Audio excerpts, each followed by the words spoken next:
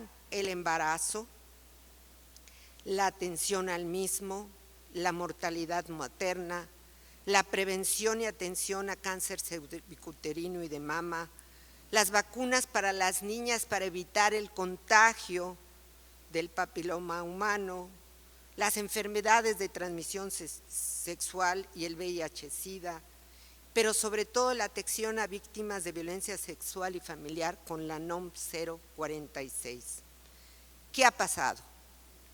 Desde el inicio de este sexenio, muchas cosas preocupantes. Se dejaron de distribuir los anticonceptivos, es más, se quedaron guardados en bodegas y caducaron. Crecieron las enfermedades de transmisión sexual y VIH-Sida entre adolescentes principalmente. Ya no hay apoyo para atención, mucho menos seguimiento y prevención de cáncer cervicuterino y de mama. Muy pocas niñas reciben la vacuna del papiloma humano y la NOM 046 queda a la buena voluntad de las clínicas del sector salud. Esto está atentando contra el derecho a la vida de las mujeres. Fueron retirados 33,000 billones de pesos de los programas relativos a prevención de violencia, a salud sexual, reproductiva, atención a cáncer, en lo que va de este sexenio. Es decir, los recursos tan precarios que existían pasaron a las obras faraónicas del Tren Maya. El anexo 13 dedicado a la igualdad se convirtió en la cartera o la caja chica de los programas de este gobierno. Y para terminar, lamentablemente, dice: aprobar y fortalecer políticas acertadas y leyes aplicables para promover la igualdad. México tiene hasta la fecha una legislación muy fuerte en materia de igualdad. Pero si se aprueban las reformas constitucionales, hoy a discusión en la Cámara de Diputados, planteados por el partido Morena, los principios de igualdad entre hombres y mujeres desaparecerán. La palabra mujer desaparecerá y regresaremos a la época de los 60s, en donde los derechos humanos de las mujeres no existían en la legislación. Lo más grave es que no hay mecanismo gubernamental para atender los objetivos de desarrollo sostenible. Una oficina por ahí perdida, en una dependencia por ahí perdida, cuando el mecanismo estuvo siempre en la Presidencia de la República. Al gobierno actual no le importan los objetivos de desarrollo sostenible. Hay que decirlo como es. No le importan la salud de las mujeres, no le importan el bienestar de los niños y las niñas. Quieren volver a México un país de miserables, pero la sociedad civil y las mujeres no se lo vamos a permitir. Vamos por el objetivo 5. Muchas gracias.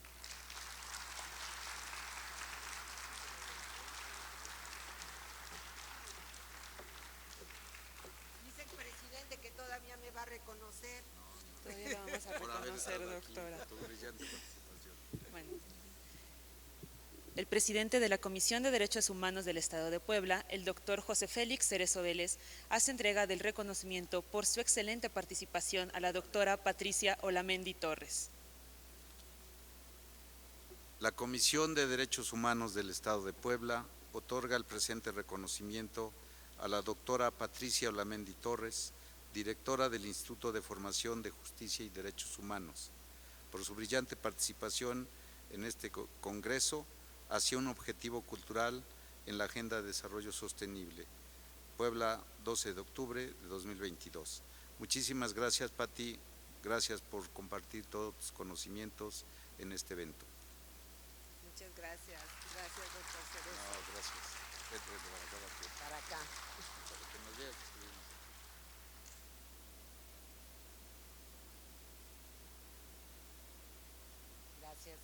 mi recomendación. Sí, claro que sí. Gracias.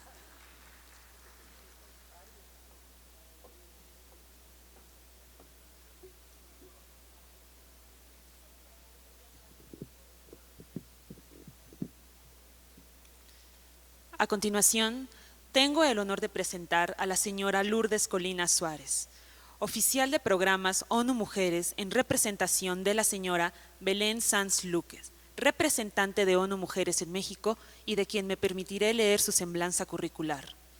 La señora Lourdes Colina Suárez es economista egresada del TEC de Monterrey, con 2 maestrías en Sociología y Sociología del Desarrollo por la Universidad de Essex en Inglaterra. Su trabajo de investigación se basa en programas sociales de combate a la pobreza en poblaciones indígenas desde una perspectiva de género y derechos humanos. Trabajó como investigadora en la Comisión Económica para América Latina y el Caribe en la Unidad de Desarrollo Social. Cuenta con experiencia internacional en el ámbito de políticas públicas con perspectiva de género en el Reino Unido y en la región de América Latina y el Caribe. Ha sido coordinadora de proyectos de empoderamiento económico de ONU Mujeres México y actualmente se desempeña como oficial nacional de programas y especialista en empoderamiento económico de ONU Mujeres México, y quien nos honra con el tema El papel de ONU Mujeres para el logro de los Objetivos de Desarrollo Sostenible de la Agenda 2030. Bienvenida.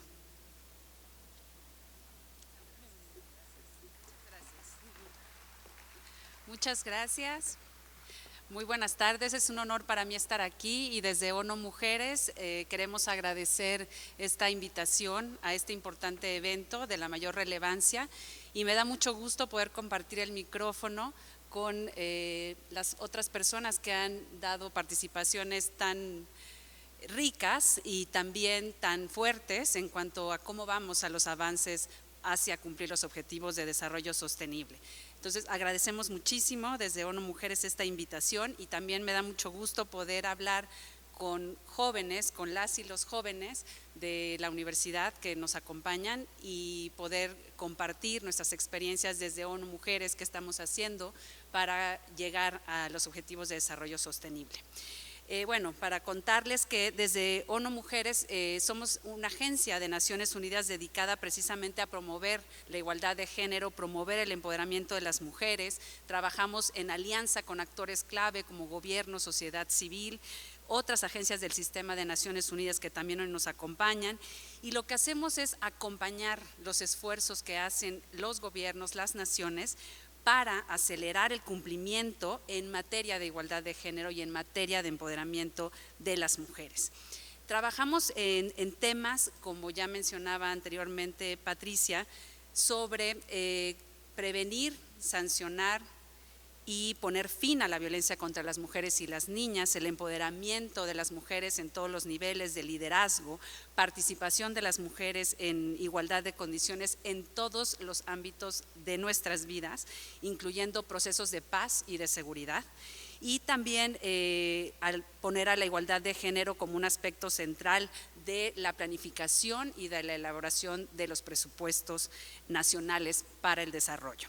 Y también trabajamos en áreas emergentes y prioritarias como el cambio climático, el trabajo de cuidados, migración, deporte y masculinidades positivas. Promover el involucramiento de los hombres también en el logro de la igualdad de género, porque el tema de igualdad de género no es un tema de mujeres, sino es un tema de todas y de todos.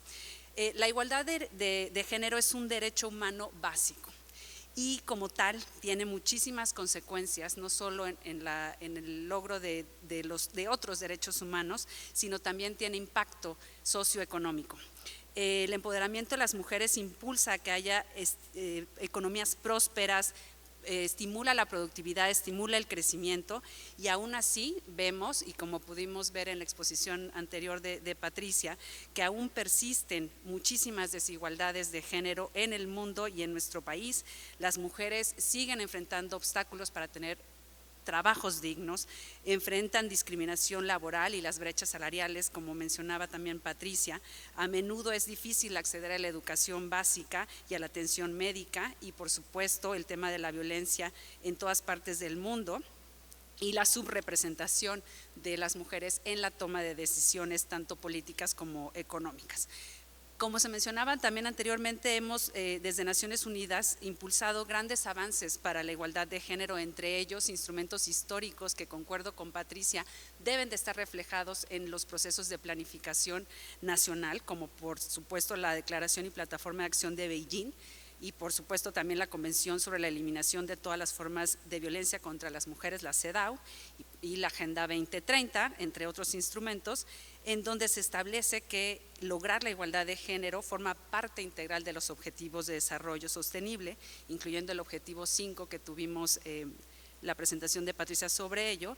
Y muy importante mencionar que no solamente es el objetivo 5, sino la igualdad de género debe estar presente en todos los objetivos de desarrollo sostenible, y ya lo ha dicho nuestro secretario general, sin igualdad de género no vamos a alcanzar los objetivos de desarrollo sostenible. Sin igualdad de género simplemente no hay desarrollo sostenible. Algunas estimaciones que seguramente han escuchado ya constantemente del Foro Económico Mundial: se necesitarán 135 años para que se pueda cerrar la brecha de género en el mundo. Esto es 35 años más a raíz de la pandemia. Más de 2 millones de madres abandonaron la fuerza laboral durante la pandemia. Esta es una pérdida acumulada que ninguna sociedad debería de tener.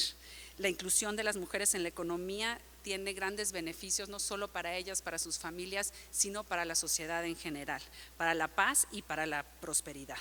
Como sabemos, ninguna crisis es neutral. Siempre tiene impactos diferenciados, y sobre todo entre mujeres y hombres, y entre las mismas mujeres, dependiendo diferentes factores como condición étnica, social, nivel socioeconómico, territorio, en fin, todas las interseccionalidades que se suman allá la desigualdad y discriminación que existe por el simple hecho de ser mujer.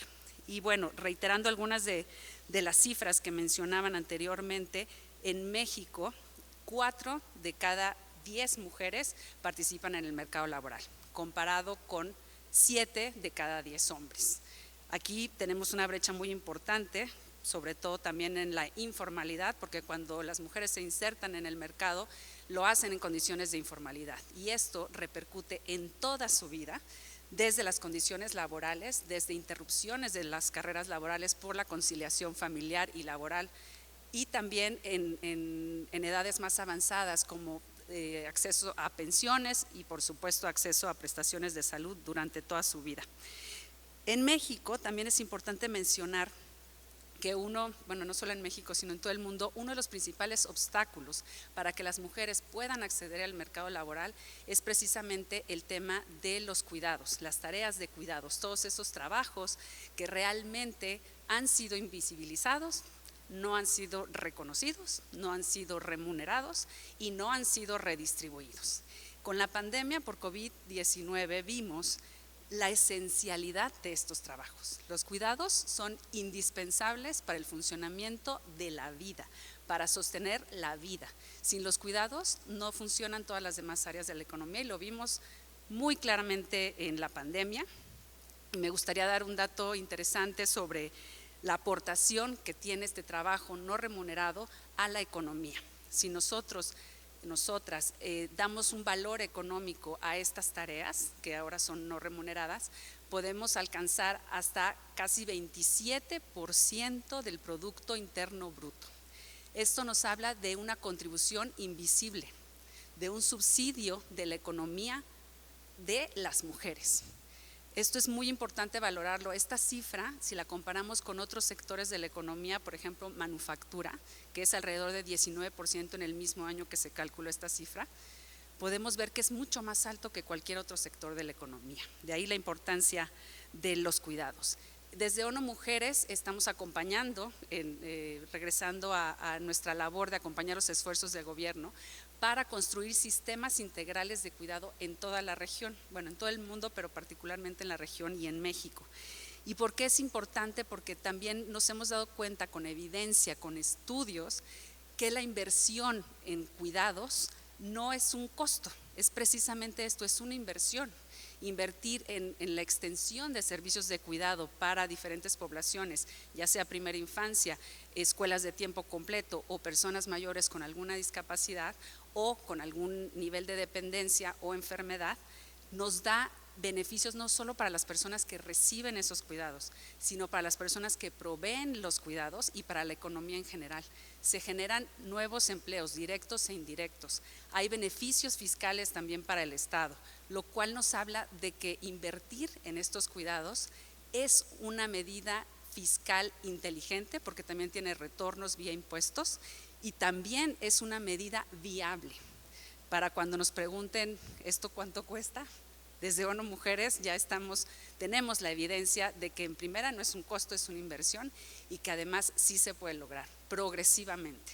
De manera progresiva podemos llegar a esta cobertura de servicios para la población que lo requiere, y muy importante, enfocarnos también en el bienestar de las personas que cuidan, en su bienestar físico, emocional y mental, de las personas cuidadoras, tanto remuneradas como no remuneradas, incluyendo por supuesto las trabajadoras del hogar, que hacen trabajos de cuidados también cada vez más en los hogares. Me gustaría mencionar, en palabras de nuestro secretario general, que la igualdad de género es una necesidad, no es un añadido. Y en su informe, que se llama Nuestra Agenda Común, propone 5 acciones transformadoras en materia de igualdad de género que me gustaría que se las llevaran. Una es derogar todas las leyes discriminatorias por razón de género, todo el marco normativo y legal. Segundo, promover la paridad de género en todos los sectores y en todos los niveles de toma de decisiones. El tercero es facilitar la inclusión económica de las mujeres, y el tema de cuidados, como les comenté, pues tiene todo que ver con este tercer punto.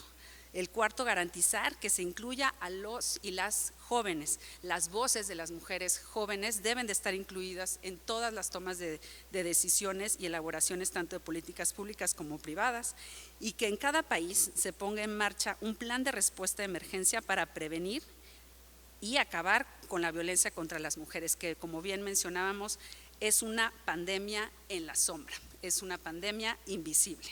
Y ya finalmente me gustaría hacer este vínculo sobre igualdad de género y cultura.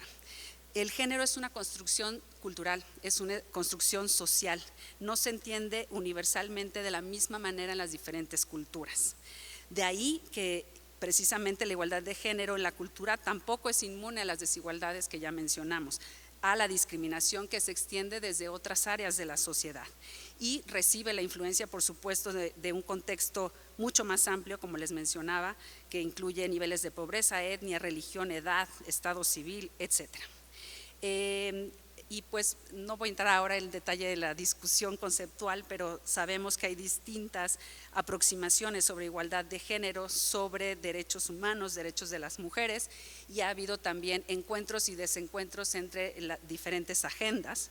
Y es importante también mencionar que la diversidad cultural, voy a citar una frase, nadie puede invocar la diversidad cultural para violar los derechos humanos garantizados por la ley internacional ni limitar su alcance.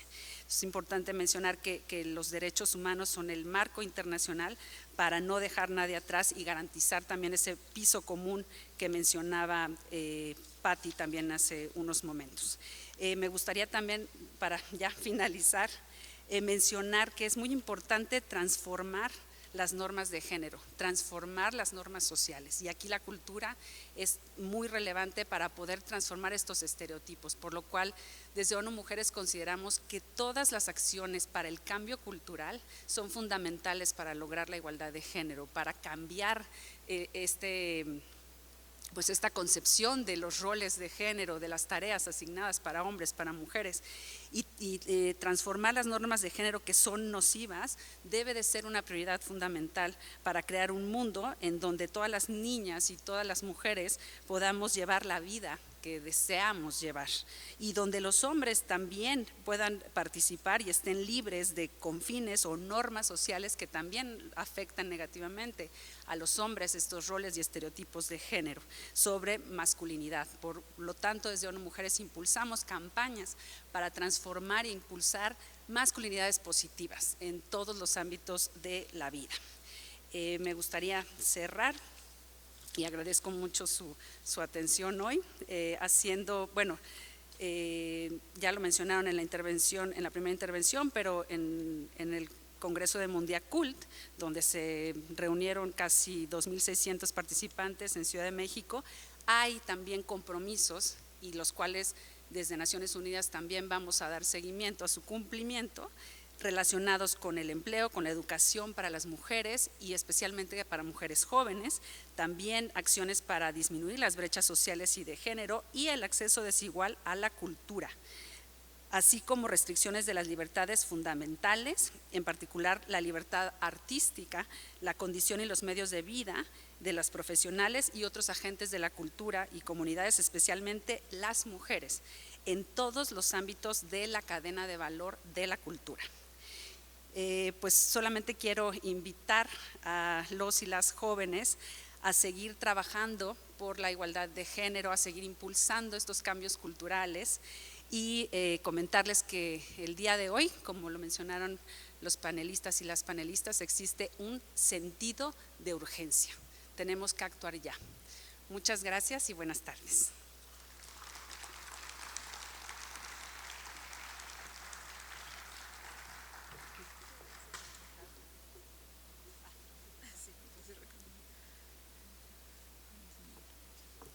El presidente de la Comisión de Derechos Humanos del Estado de Puebla hace entrega del reconocimiento por su excelente participación a la doctora Lourdes Colina.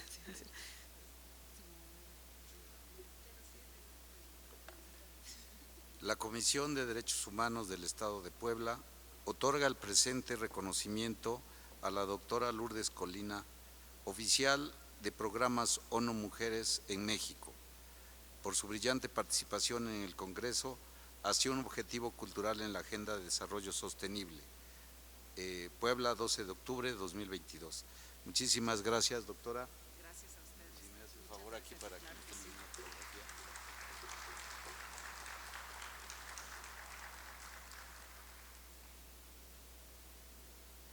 Gracias, doctora. Gracias. Gracias. Un pequeño detalle.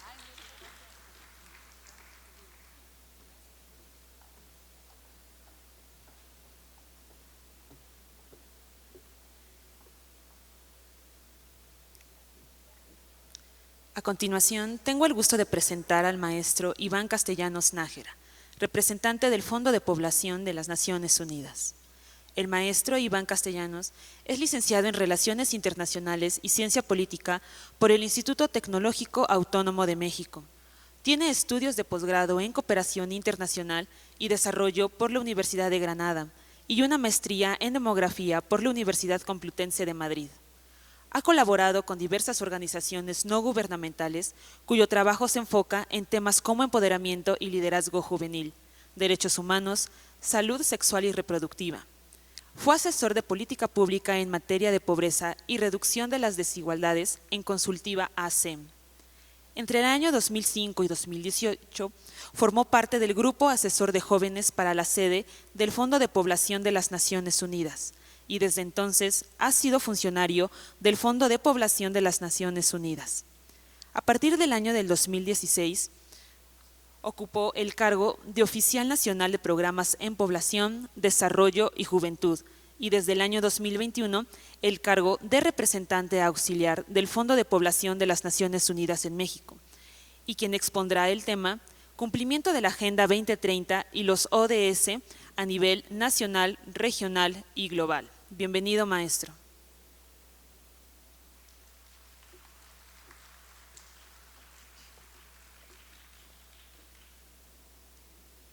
Muy buenos días a todas, a todos, a todes. Primero que nada, agradecer con mucho afecto a la Comisión Estatal de Derechos Humanos y particularmente al doctor José Félix Cerezo por la invitación que me han hecho llegar para acompañarles el día de hoy. Agradecerles a todas, a todos ustedes verdaderamente por permanecer después de un periodo largo.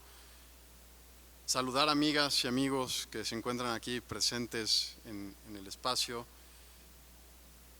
Siempre es difícil tener el espacio de la voz después de tan brillantes participaciones. Yo no quisiera repetir muchos de los mensajes que ya se dieron. Lo primero que yo quisiera subrayar en estos 10, 12 minutos de mi participación es que la Agenda 2030 es de ustedes. La Agenda 2030 no es de la Organización de las Naciones Unidas ni de las agencias, fondos o programas que la conformamos. No es de los gobiernos. La Agenda 2030 es de las personas. La Agenda 2030 tiene que ser apropiada y tiene que ser ejecutada por toda la sociedad. Su cumplimiento requiere verdaderamente de la participación de todas las personas, desde nuestros diferentes espacios de participación, de involucramiento, desde sí las instituciones públicas, desde la academia, desde la sociedad civil organizada, no organizada, desde el sector privado, desde los medios de comunicación. Y la Agenda 2030, para ser eficiente, debe responder verdaderamente a las necesidades y a las particularidades de cada entorno, de cada estado, de cada municipio, de cada comunidad. De lo contrario, la Agenda 2030 no va a alcanzar el desarrollo sostenible. Permítanme ser muy claro con eso. En un mundo en donde nos encontramos a punto de alcanzar los 8,000 millones de habitantes, de acuerdo a Naciones Unidas, esto se estima que se alcanzará alrededor del 15 de noviembre de este año. Esto es particularmente relevante. En un mundo con tantas desigualdades como lo han mencionado quienes me han precedido en el uso de la voz, es necesaria una hoja de ruta, un plan de acción que verdaderamente nos permita entender cuáles son los desafíos y cómo podemos avanzar hacia un desarrollo no solo sostenible, como es el apellido de la Agenda 2030, sino sobre todo que sea inclusivo, que sea mucho más equitativo. Y es imposible pensar en la Agenda 2030 si uno no entiende cuál es el antecedente inmediato. Esto que mencionaba, por ejemplo, Edgar o la embajadora Olamendi, estos llamados Objetivos de Desarrollo del Milenio. Y Objetivos de Desarrollo del Milenio que en 1998 se conforman, se formulan e inician formalmente desde la Asamblea General de Naciones Unidas en el año 2000, que tenía 51 indicadores, pero que su meta principal era reducir al menos el 50% de la pobreza extrema en el mundo. 15 años después, hablo del 2015, nos dimos cuenta de que verdaderamente lo habíamos logrado, de que a nivel mundial habíamos reducido en más del 50%, de hecho como en el 58%, la pobreza extrema en todo el mundo. En el caso de México, y estos son informes públicos, México fue uno de los países que más informes voluntarios generaron para el periodo 2000 a 2015. En el último, y lo pueden buscar, de todos modos yo voy a compartir con la organización una serie de materiales y de presentaciones. Es muy interesante ver, de estos 51 indicadores, 38 se cumplieron. 38, es decir, alrededor del 74% de todos los indicadores que nos planteaban los Objetivos de Desarrollo del Milenio. 10 más no se cumplieron, pero sí tuvieron avances, digamos, significativos, pero no se cumplieron, importante. Hubo 3 que no se alcanzaron, que de plano no hubo avance. Uno que tenía que ver con el tema de dióxido de carbono, y quienes vivimos en zonas metropolitanas no les sonará descabellado lo que estoy diciendo. Otro que tiene que ver con la proporción de uso de recursos hídricos, ¿no? Es decir, la utilización adecuada de los recursos hídricos, y nuevamente aquí es un tema también en el estado de Puebla. Y había un indicador particularmente para el cual México en ese momento no tenía datos, que tiene que ver con el tema de especies en peligro de extinción. Un tema que en realidad el Sistema Estadístico Nacional, coordinado por el INEGI, ya ha tomado medidas, que ya se cuenta con información. Y eso entonces lo que nos arroja es, la principal lección de los Objetivos de Desarrollo del Milenio es, sí nos podemos poner de acuerdo como humanidad, sí podemos establecer metas comunes que nos permitan responder a los grandes desafíos que como seres humanos tenemos. Y esas grandes metas las podemos alcanzar siempre y cuando todas y todos participemos. Es así que llegamos a casi cuando se acababan los ODMs, 2012. Y en 2012 se cumplían 20 años de otro gran marco internacional, que es lo que se llama la Conferencia de Río, una conferencia que tenía que ver más con el tema de cambio climático. Y en 2012 parecía que iba a haber una gran celebración, aparte una celebración en Río de Janeiro, ya se imaginarán, samba, caipiriñas, fiesta. Y en realidad cuando uno se preguntaba, o las personas que estuvieron en lo que se llamó Río +20, y se preguntaron, ¿alcanzamos después de 20 años las metas que nos propusimos en el 92? La respuesta fue que no, y que incluso en algunos puntos se había retrocedido en términos del cambio climático como humanidad. Y entonces la pregunta fue, ¿y ahora qué hacemos? Y alguien dijo, bueno, ¿qué creen? Hay otra agenda muy parecida a lo que conformamos hace 20 años, que le llaman los Objetivos de Desarrollo del Milenio, que han planteado como prioridad la reducción de la pobreza extrema, y ellos sí lo están alcanzando. Entonces, ¿cómo conformamos, cómo fortalecemos y cómo identificamos esas intersecciones que nos permitan avanzar en ambos mundos, en ambas agendas? Y fue así entonces que se empezó a generar esta idea, a gestar esta idea del desarrollo sostenible. Es muy importante entender de dónde vienen estos 17 objetivos.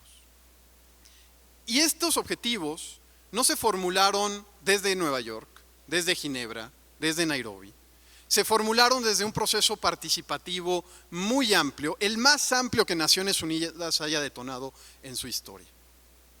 Creo que una de las lecciones para quienes trabajamos ahí es que no fue suficiente, hay que decirlo, pero hubo un esfuerzo muy importante en términos de consulta, de acercar verdaderamente la pregunta, ¿cuáles son los desafíos que vives tú, que vive tu comunidad en el día a día? Hubo foros, hubo una consulta global, que por cierto México fue el país que mayor participación tuvo, muy particularmente en la población de adolescentes y jóvenes entre 12 y 29 años. Y entonces se definieron estos 17 objetivos y 169 metas.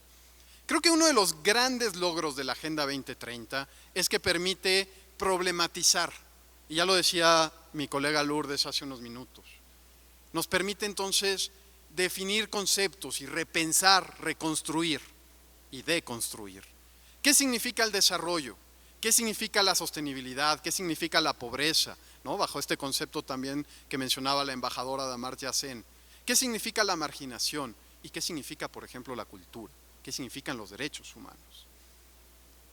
Hay retos múltiples, ya se han mencionado muchos, yo simplemente compartiría 4 o 5 que nos parecen muy importantes reconocer, particularmente para nuestro país.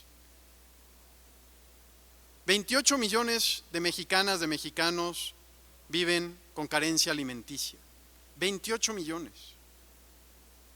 28 millones es prácticamente la población de un país como Colombia, la población total. Ese es el desafío que tenemos en términos de pobreza alimentaria. No es menor. De 100 alumnos que ingresan a nivel nacional en primaria, 26 terminan la universidad.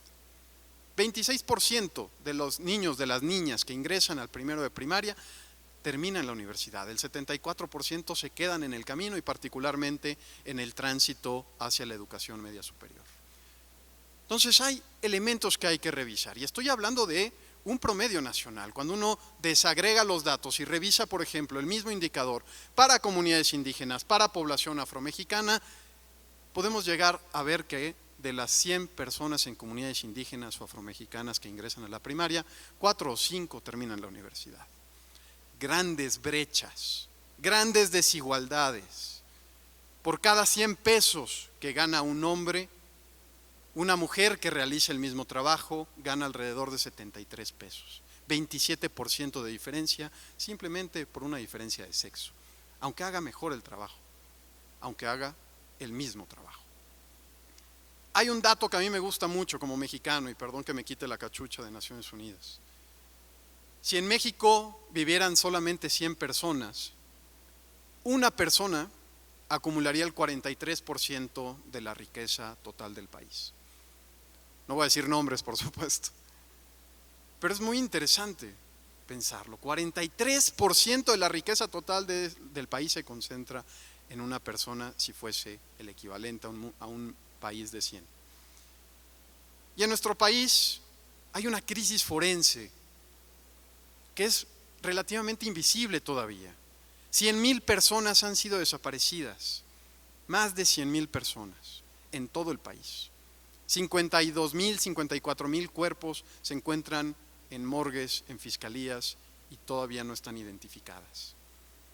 Y eso refleja personas, seres humanos, familias, demandas, necesidades que justamente nos tenemos que preguntar cómo podemos transformar la situación. Y es por eso que esta hoja de ruta, este plan de acción llamado la Agenda 2030, busca poner un poco de luz, de dar algunas ideas de por dónde podemos avanzar.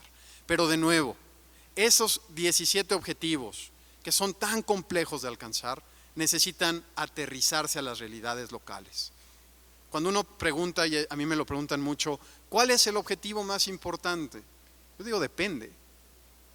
Depende de la realidad en donde se esté trabajando esta agenda. Tal vez hay alguna prioridad en particular o hay algún objetivo o una meta que nos permita detonar otros procesos.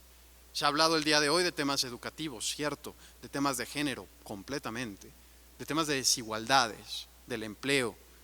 Mi esposa es médico, si a ella le pregunto siempre me dice la parte de salud. Entonces, mucho depende de cómo identifiquemos y cómo decidamos avanzar hacia esas metas comunes. Y es, creo, parte de esta riqueza de entender las 3 dimensiones de la Agenda 2030. Lo social, sin olvidar la pertinencia y la necesidad de reducir las brechas y desigualdades, entendiendo también la necesidad de mantener el crecimiento económico, pero sin violentar también el medio ambiente y reconociendo esta definición tradicional de desarrollo sostenible en términos de cómo garantizar el desarrollo actual sin violentar a las generaciones futuras.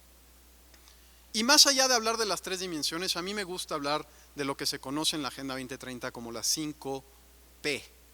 P de Pedro, de Pamela, de Pablo.